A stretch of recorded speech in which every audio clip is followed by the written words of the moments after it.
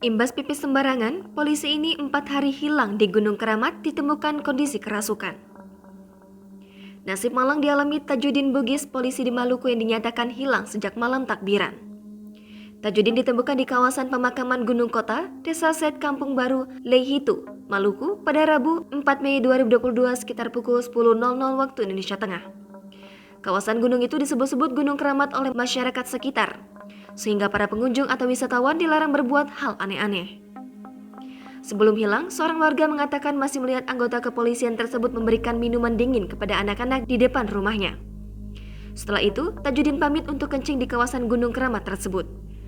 Namun setelah itu, Tajudin tak kunjung kembali hingga saat sholat Idul Fitri dimulai.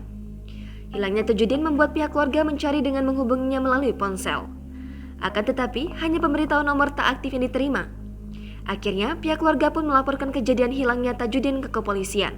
Selang 4 hari setelah dikabarkan lenyap, Tajudin berhasil ditemukan dalam keadaan mengenaskan. Korban ditemukan tak sadarkan diri, terikat dan tanpa busana di Gunung Kota. Kabar penemuan Tajudin diunggah di Facebook dan menjadi viral di media sosial. Salah satu perekam peristiwa evakuasi Tajudin, Anwar Suryana Jihad, menyebut bahwa peristiwa ini ada hubungannya dengan hal gaib di gunung yang dikenal Keramat itu.